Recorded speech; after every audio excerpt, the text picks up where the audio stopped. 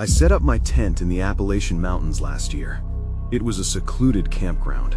I was alone and ready to relax. The sun began to set, and shadows stretched across the forest floor. I took a deep breath, letting the quiet wash over me. This is what I wanted. Then I heard it, distant laughter. I thought it was other campers. It was just a small group having fun, right? I even saw flickers of light through the trees. But when I checked, there were no cars at the entrance. My gut twisted. Had I come to the wrong place? That first night dragged on. I lay huddled in my tent, staring at the fabric that separated me from whatever lurked outside. My heart raced when the laughter returned. It echoed through the trees. I forced myself to think it was nothing. Maybe it was an animal. Sleep came, but unease crept in like a cold draft. The next day, I hiked deeper into the woods, hoping I could clear my mind. I snapped pictures of the tall trees and flowing streams. They looked stunning in the morning light. But around midday, I felt it. Sharp eyes watching me. I spun around, but there was nothing but the shadows. Just trees. I shook off the feeling. As night fell again, things escalated. I heard whispers outside my campsite. They felt so close. I wanted to cry out, but couldn't. Something told me to stay quiet. Was I really alone? My camera felt heavier as I clutched it, feeling eyes on me, watching from the darkness. That night, something darted past me in the dim lantern light. I swiveled my head, but only shadows moved. Was I imagining this? I was scared and starting to lose my grip on reality. I wanted to pack up and leave, but part of me needed to know. On the fourth night, laughter echoed through the woods again. This time, it felt more personal. It stirred something deep inside me. I couldn't grasp it. I sat up in my sleeping bag, staring into the dark. I felt the weight of eyes on me, heavy and suffocating.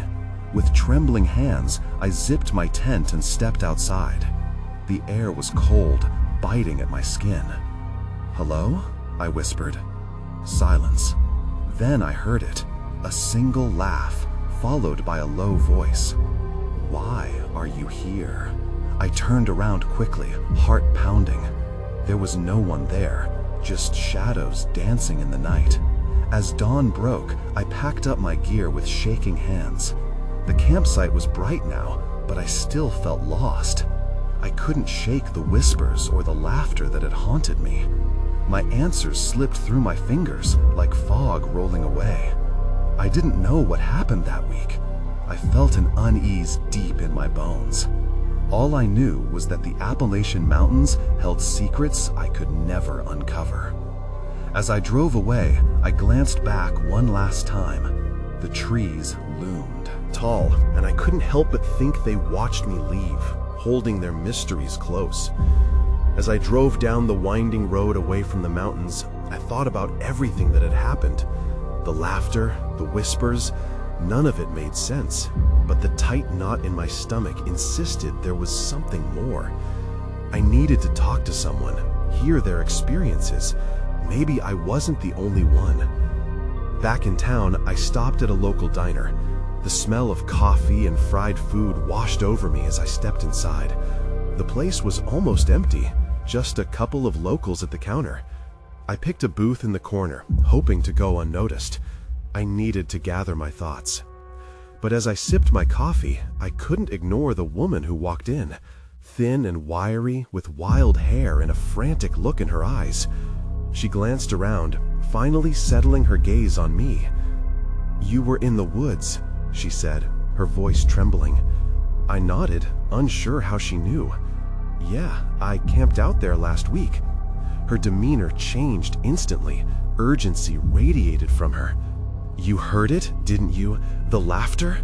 My heart raced again, but this time it was from fear, mixed with a sense of familiarity.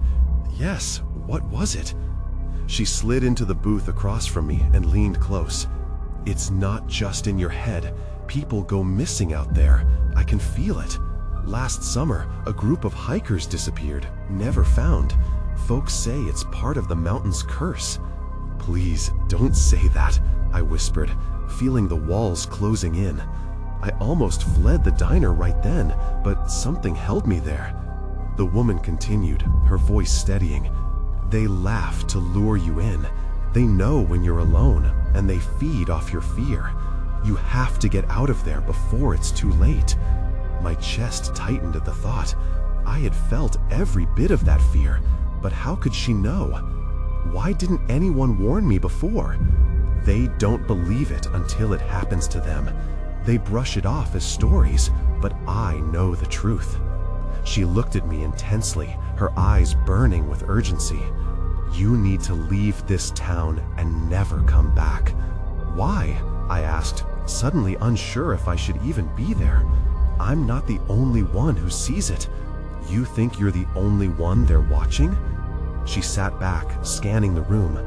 Trust me, it's bigger than you realize. Before I could respond, she stood up abruptly, leaving a crumpled note on the table. Find the others. You're not alone. Then she walked out into the cool air, leaving me stunned. I stared at the note, my heart racing with a mix of curiosity and dread. There was an address on it, but it didn't look familiar. I wanted to ignore it, but something inside me knew that wasn't an option. I remembered the laughter, the whispers, the eyes that followed. I grabbed the note and stepped outside, the weight of the diner lifting off my shoulders. I had no idea what I was getting into, but I had to know. I wasn't done yet.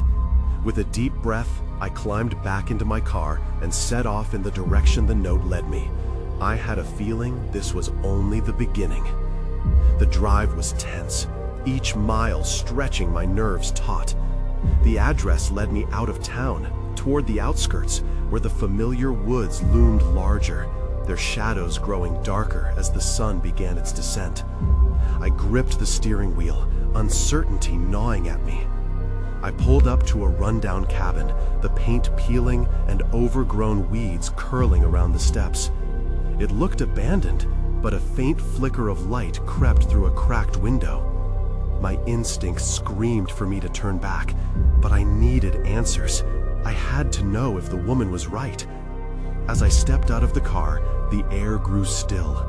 An unsettling silence wrapped around me, and the laughter echoed faintly in my mind, a haunting reminder of the night I thought I'd left behind.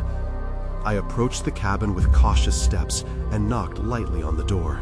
My heart raced as I waited, half hoping no one would answer. To my surprise, the door swung open, revealing a woman in her 30s. Her hair was unkempt and her eyes were wide with fear.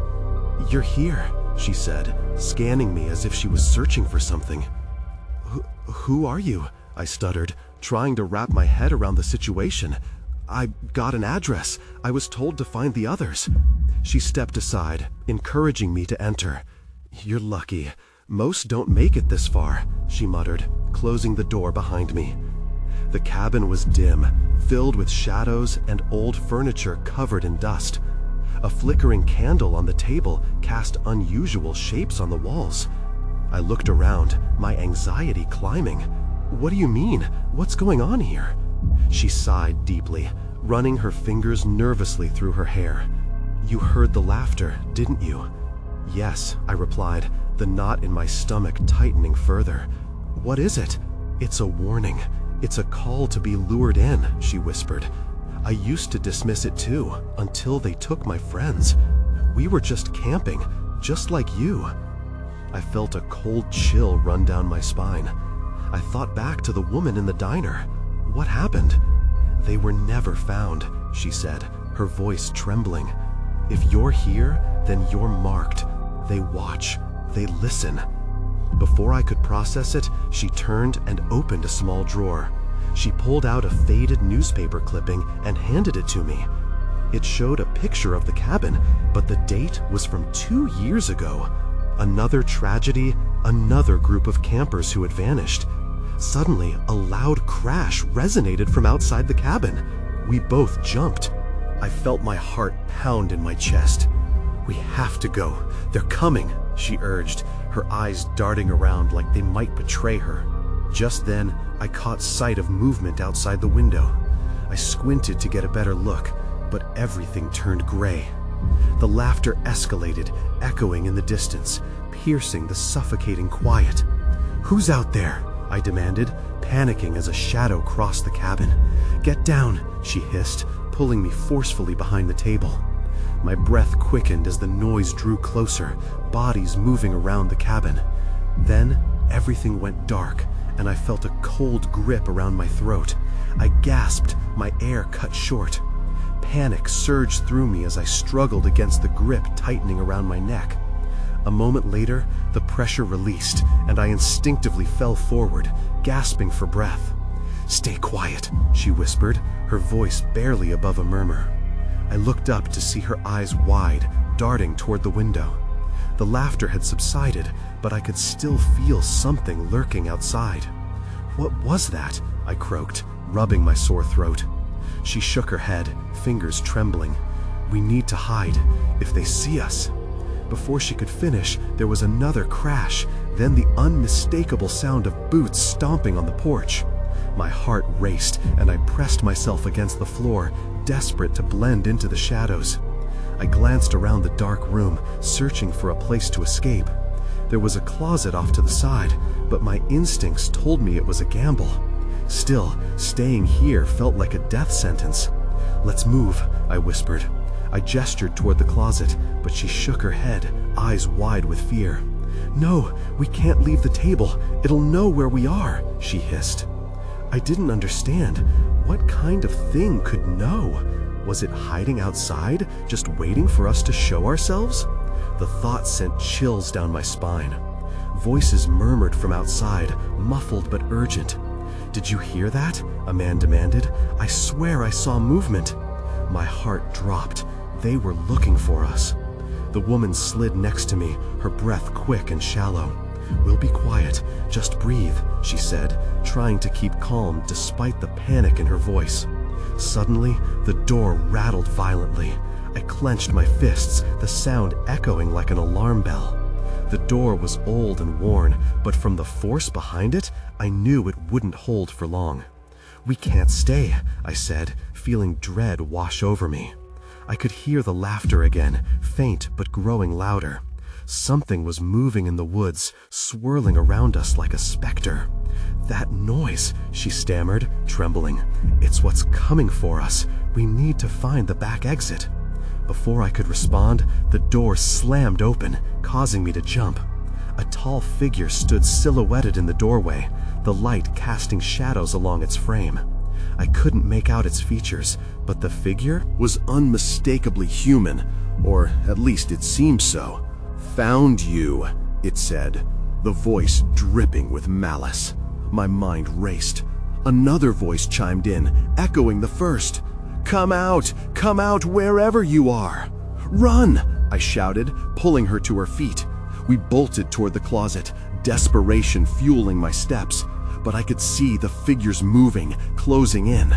Just as we reached the closet, a hand shot out, grabbing her arm. "You can't escape," it hissed, and my heart sank. That's when I saw it. Flashes of movement behind the figures, waking shadows blending with the night. They were not alone. "Let go!" I yelled, gritting my teeth, adrenaline surging through me. But I could feel the grip tightening once again as darkness pulled me under. I was plunged into a suffocating darkness, a weight pressing down on my chest as I struggled against the unseen force clutching at my throat. I thought I would suffocate, but in an instant I was yanked free. The world around me exploded into chaos. I gasped for air, lungs burning, and blinked furiously to regain my senses. The laughing had grown deafening, a cacophony that scraped against my nerves. I could see the room more clearly, even in my panic. The woman was fighting against the presence that held her, her eyes wild with desperation. "Let her go!" I shouted, not even knowing if my voice carried.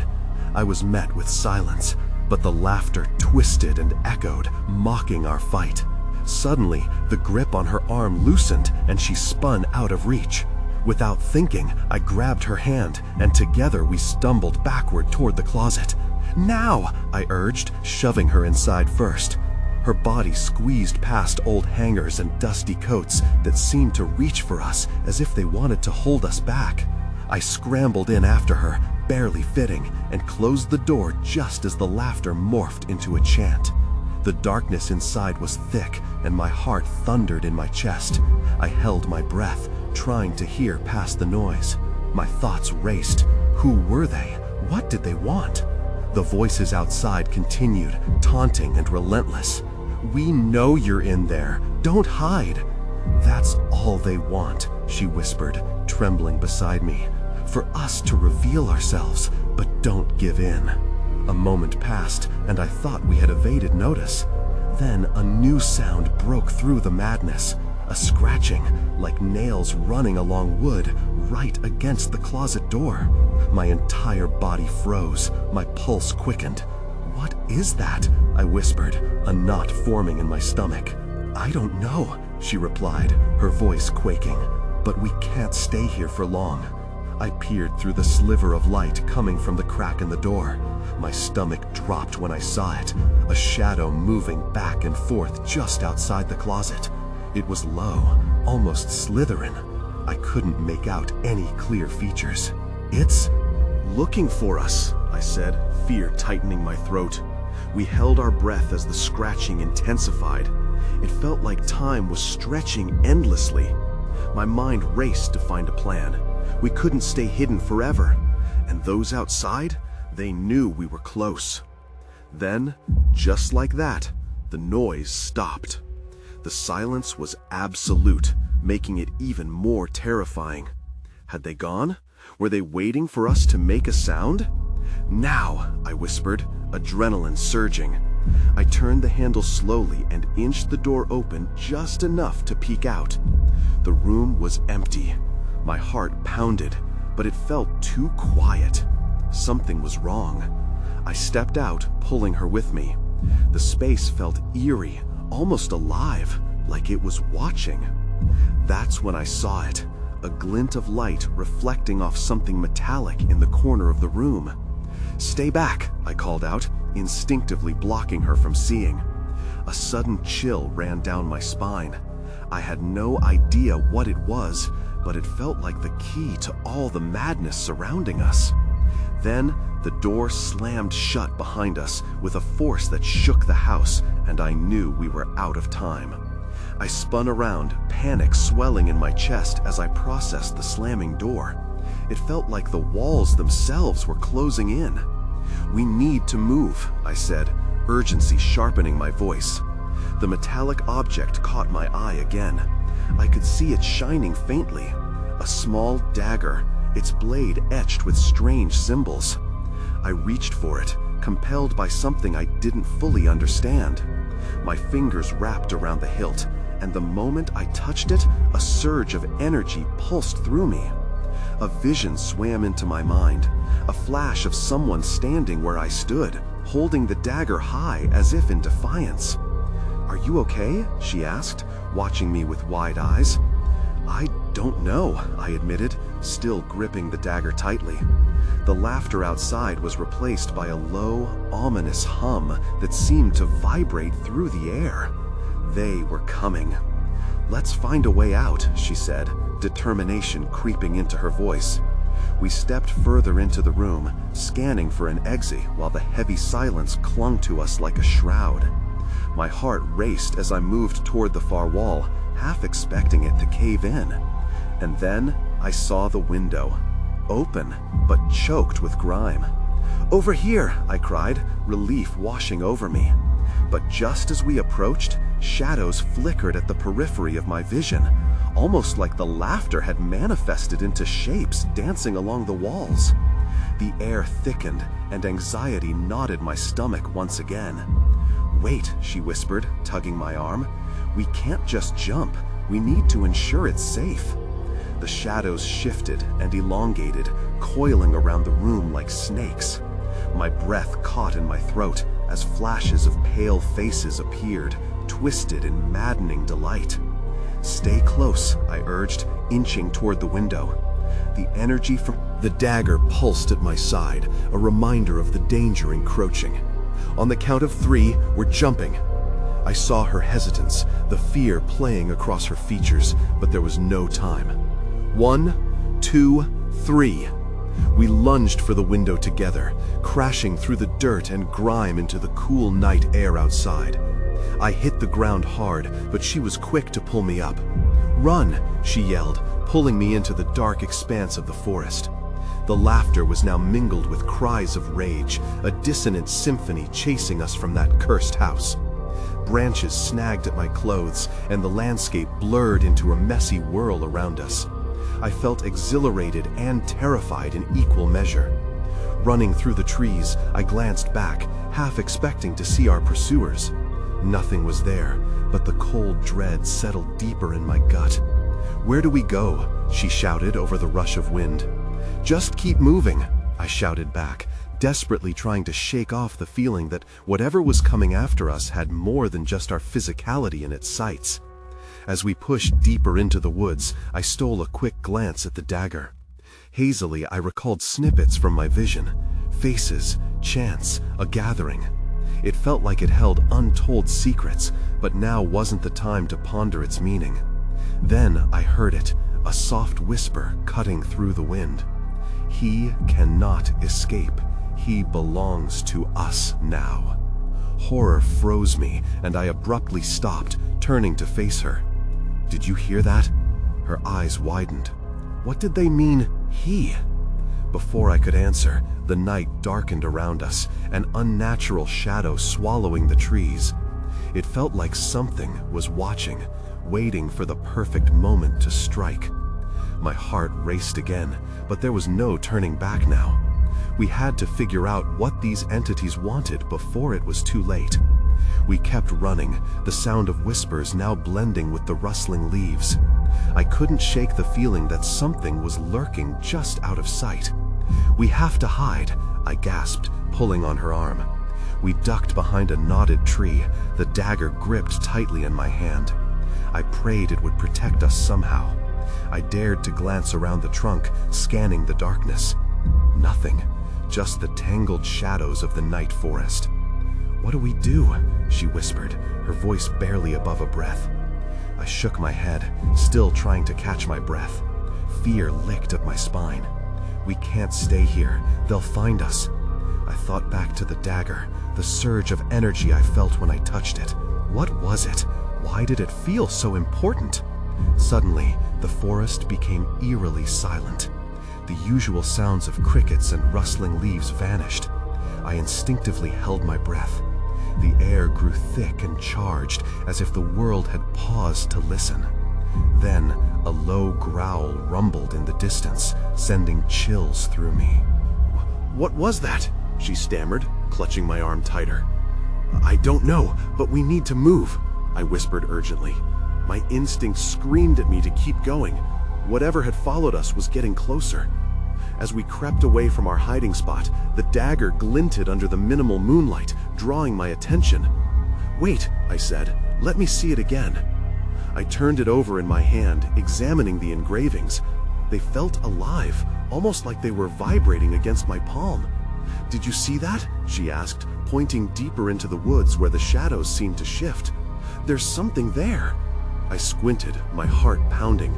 Something emerged from the darkness, a silhouette moving silently through the trees, too graceful for a human. A chill ran down my spine.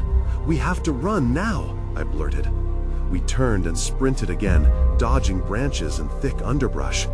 I wish I could shake the thought that whatever was out there was not just an ordinary creature.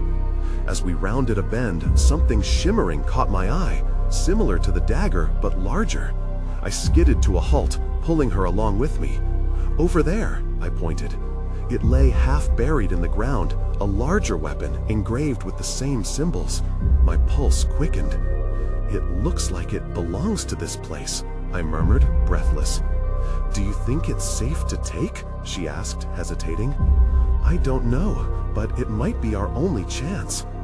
Cautiously, I approached, feeling the odd energy from the dagger amplify as I got closer to the bigger weapon.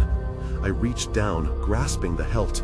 The moment my fingers made contact, it felt like an electric shock surged through my arm. I gasped, and my vision blurred again.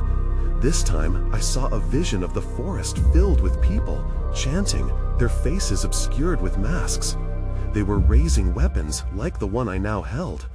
"Feel anything?" she inquired, eyes wide. "It's connected to something," I said, my voice shaky.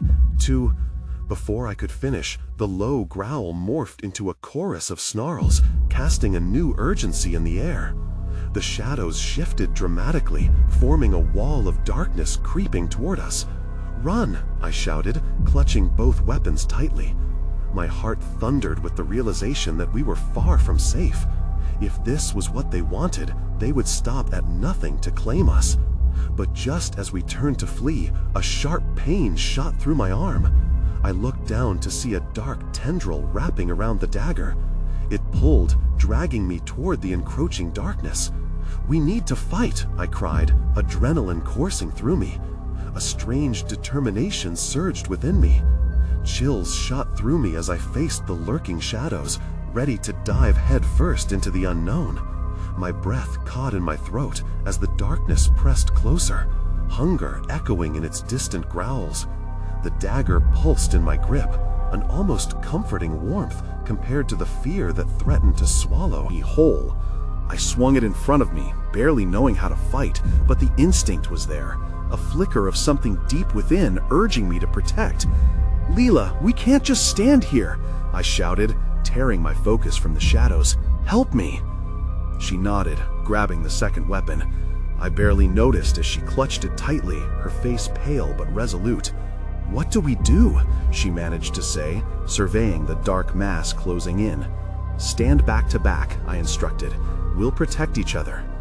With our backs pressed against the rough bark of the tree, we faced the shifting shadows. I aimed the dagger outward, my heart hammering. Then, suddenly, without warning, one of the dark figures leaped forward, its movement quick and fluid. My instincts kicked in before I could think, and I swung the dagger wildly. It connected, slicing through shadow as if it were more than just darkness. A sharp hiss escaped the creature, and I was thrown back by a strange force. Leela stumbled, and in that moment, the world brightened, a rush of energy swirling in the air. I felt it flood through me, awakening every sense, every instinct. "What was that?" Leela whispered, stunned. Her voice echoed in my heightened awareness, but there was no time to discuss it. More figures appeared, some darting in and out, testing our defenses. I caught glimpses of sharp teeth and glowing eyes, and I could almost make out their twisted forms. They seemed to thrive in the darkness. "Remember the vision," I said, trying to focus. "They had weapons. Maybe they're just like us." "Right," she exclaimed. "Maybe we can reason with them." Desperation bubbled up in me, but something warned me against that thought. They were not here for conversation. Still, I had to try something. I thrust the dagger forward, channeling the newfound energy. "We mean no harm," I called out, my voice trembling. "We just want to go home." The shadows paused, hovering in the air, as if considering my words. For a brief moment, the sounds of growls quieted, replaced by an unsettling silence. Then, one figure emerged from the depths, its shape more defined. It stepped into a sliver of moonlight, and my stomach twisted. It wore a mask, tattered and dark, covered in symbols that mirrored those on my dagger. "Return what is ours," it hissed, voice like gravel. I felt the weight of the words, the threat hidden in the command. "What do you mean?" I stammered, my hands tightening on the hilt of the sword. "This is mine." The figure took a menacing step closer, its eyes glinting cold as it lowered its head. "You do not understand the cost. You have awakened what slumbers." Before I could respond, the darkness swelled once again, the others lunging forward. "Leela!" I screamed, throwing myself toward her. Then everything went dark. I felt the world drop beneath me as we were engulfed in shadows, awareness slipping away. In that darkness, panic rose, rising like bile in the back of my throat. Just before it consumed me, I thought of the dagger. What was its true purpose? And what had I unleashed? I gasped as I regained consciousness, the air thick with a damp chill. My muscles ached, and as I pushed myself upright, I realized I was lying on damp ground, surrounded by eerie silence. The shadows had receded, but I felt their lingering presence, a weight pressing on my chest. "Leela?" I called, voice hoarse and shaky. Panic tinged my tone as I scanned my surroundings. The trees loomed like silent guardians under a dim, starry sky, but there was no sign of her. "Leela!" A rustle behind me made my heart race. I twisted around, dagger ready. My breath caught as a figure emerged from the shadows, its features distorted and hard to make out. I steadied my grip on the weapon. "Stay back," I warned, fear cutting through the fog. "Please, I mean no harm." A soft voice broke through the stillness. It was a woman, her face dirtied and wild, but her eyes held a strange light. "You're safe." I hesitated, unsure whether to drop my guard or prepare for a fight. "Where's Leela?" "She's nearby," the woman assured me, tilting her head. "You need to listen to me. You've stirred something you cannot comprehend." "Stirred what?" I demanded, my grip tightening around the dagger. "Why are you here?" "I was drawn here just as you were. The land, it calls to those who are marked." Her gaze dropped to the dagger, and her face twisted in concern. "You need to return it." "Return it?" I echoed, confusion swirling in my mind. "It's mine. I won it. I fought for it." The woman shook her head. "You do not understand the balance," she urged. "The ones in the darkness, they will come for you, for it. You have unleashed their fury." I took a step back, the reality of her words sinking in. "What do you know about it?" I asked, wariness creeping into my voice. "That blade is a key. It can open doors to power, but it comes at a terrible price." The woman reached towards me, fingers trembling. "You felt its power already, haven't you?" I hesitated, recalling my moment of strange strength, the jolt of energy I felt when I struck the shadow. "What did I do?" "You awakened something ancient," she replied softly, eyes filled with urgency. "Something that should never be woken. We have to fix this, now." Before I could respond, a low growl erupted from the darkness, piercing the stillness. My instincts flared, and I turned to face the sound. A mass of shadow was shifting, returning with a determination that made my skin crawl. "We have to move," the woman shouted, grabbing my arm. "They will be here any second." I yanked away, fear clawing at my throat. "What about Leela?" "We'll find her, but first we have to protect ourselves." Then I saw it. The dark figures slinking closer, their eyes glinting like stars, full of hunger. In that moment, it became clear. I didn't just possess a weapon. I had become a hunted target. As the weight of reality crashed over me, I felt the ancient dread creeping back. What had I truly awakened? And could we escape its wrath? With a glance at the woman, I took a deep breath. "Okay, let's go, but I'm not leaving without Leela." And as I turned to face the shadowy forms, I realized there was no turning back. The wind howled as we sprinted deeper into the trees, shadows surrounding us like a relentless tide. The woman's grip on my arm was vice-like as we weaved between the trunks, the laughter echoing through the forest, mingling with growls that sent icy fear coursing through me. Each step felt like a race against something unfathomable, something ancient that hungered for retribution. "Leela!" I shouted again, hoping against hope that she could hear me. But my voice was drowned out by the cacophony of whispers and snickers, like a dozen voices sharing dark secrets in a language I didn't understand. We can't slow down," the woman urged, pulling me further into the night. "They can sense fear and vulnerability. Stay focused." My heart raced, thoughts swirling like autumn leaves caught in a storm. Could the dagger truly protect us, or had I unleashed something worse than my worst nightmares? What price would we have to pay?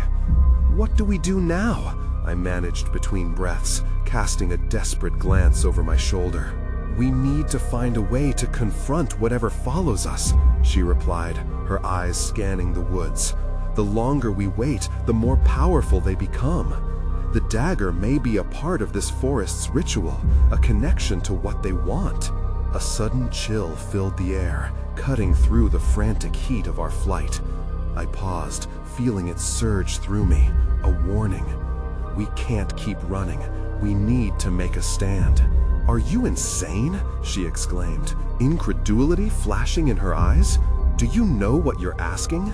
"I can feel it," I replied, uncertainty weaving through my courage. What if that dagger is more than a weapon? It may be a link to them, something to help me understand their motives. My mind raced back to the vision of the dark figures chanting in the woods. There had to be a hidden truth among that chaos.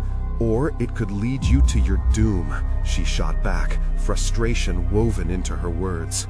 "But if you're sure," her voice faltered, and I recognized her hesitation. The laughter rose around us, a haunting chorus punctuated by snarls.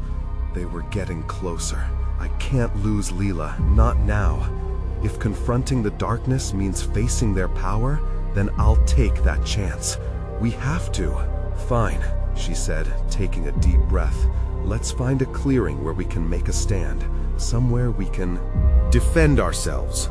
As we navigated through the tangled underbrush, a familiar pull became evident. The energy from the dagger. It pulsed in rhythm with my racing heart, guiding me like a beacon. Finally, we burst into an open space, bathed in silvery moonlight. The stillness was disconcerting. All sounds of the forest hushed as the shadows closed in. "Here!" I cried, panting, as I clutched the dagger tightly. We turned to face the encroaching darkness. The energy from the dagger swelled, filling the air with a tangible charge that sent shivers down my spine. "Whatever happens, stay close," I directed, my voice steady despite my heartbeat drumrolling in my ears. Shadows swirled, twisting into forms that shimmered and hissed, eyes gleaming like knives. "They're here," I whispered, taking a step forward. "I'll confront them. I won't run." A figure emerged from the black mass, its features obscured, but its presence undeniable. "What do you seek?" it hissed, voice dripping with malice. "Answers!" I shouted back, my grip strengthening around the dagger, feeling it resonating with power.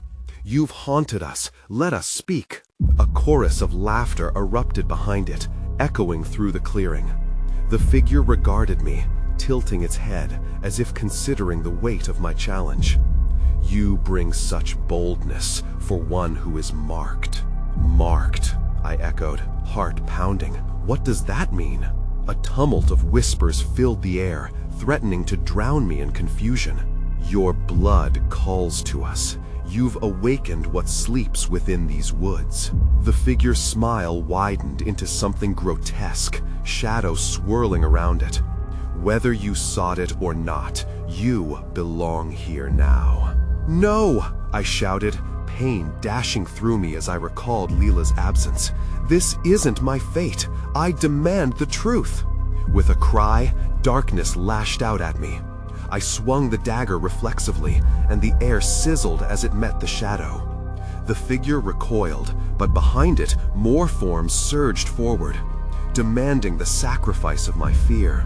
"Too late," it muttered, laughter reverberating, feeding into my terror. Just as I felt overwhelmed, I saw a flicker of movement in the distance. "Leela!" I screamed, adrenaline igniting my body.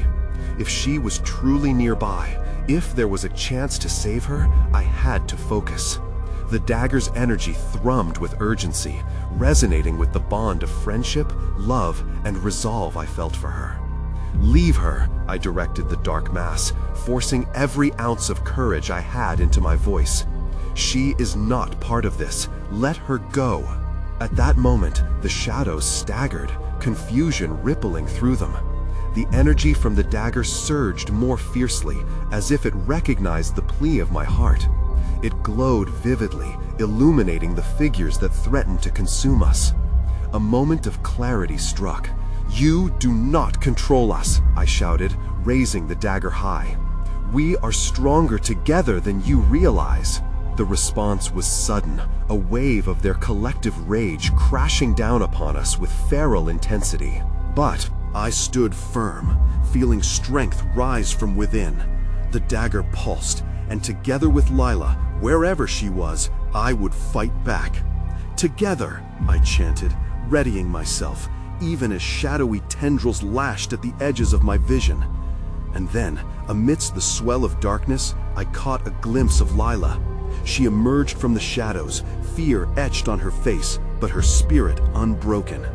"I'm here," she called, her voice reaching out to me like a lifeline.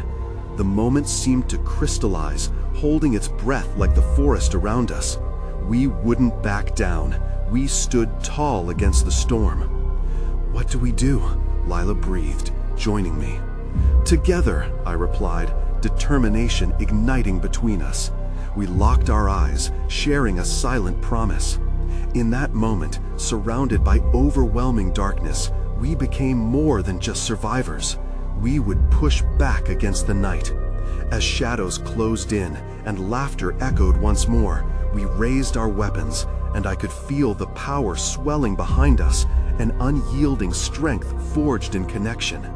Somehow, in the depths of the terror, I sensed the answer lingered just beyond the darkness, a thread unspooled waiting for our grasp. With trembling hands, I gripped Lila's, and together we took our stand. Whatever this force was, ancient and unknown, would learn our names. We would not go quietly into the night. In that moment, we faced the maelstrom together, refusing to be mere pawns in a game we didn't understand. But even as the darkness swirled around us, deep questions remained. What power had we awakened, and what price were we truly willing to pay to escape?